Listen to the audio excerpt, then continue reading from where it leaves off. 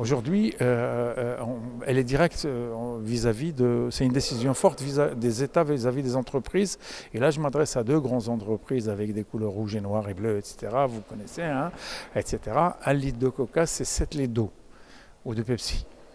En 1977, il y avait un accord qui fait qu'aujourd'hui, on interdit à ces sociétés de gérer l'eau. Parce que c'est elle qui gère l'eau dans beaucoup de pays. Donc on dit qu'il faut que la COP21 adresse un message fort aux entreprises qu'aujourd'hui, on arrête que les entreprises privées gèrent l'eau.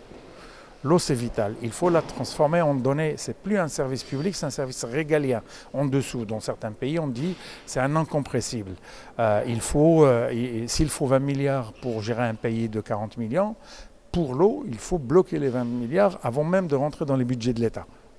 S'il faut 10 milliards, il faut 10 milliards. Le transformer non plus en service public lambda comme un transport ou comme de l'électricité moyennant une organisation industrielle, etc. Mais un service régalien qui sort du marché public. Il est plus soumis à un marché. Il faut sortir l'eau du marché.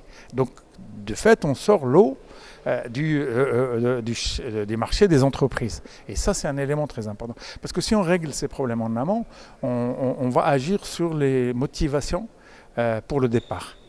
Et c'est un élément très important. Et ce sont des retours des ONG, des migrants, etc. Parce que dans mon village, il n'y a plus d'eau, plus d'école, plus de médecins, plus de transport, plus de.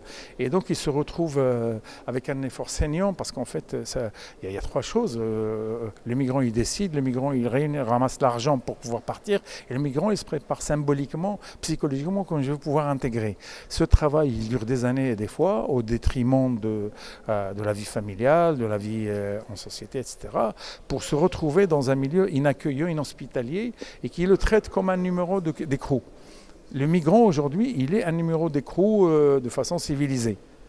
Parce qu'il est concentré dans un camp, et je vais vous dire la vérité, c'est que moi je travaille des fois avec des populations carcérales. Aller à Fleury-Mérogis, en région parisienne, c'est plus accueillant d'aller au camp de la Sainte, etc. C'est plus accueillant. Donc le migrant en numéro d'écrou, il faut que ça se transforme en être humain à la recherche d'un bonheur.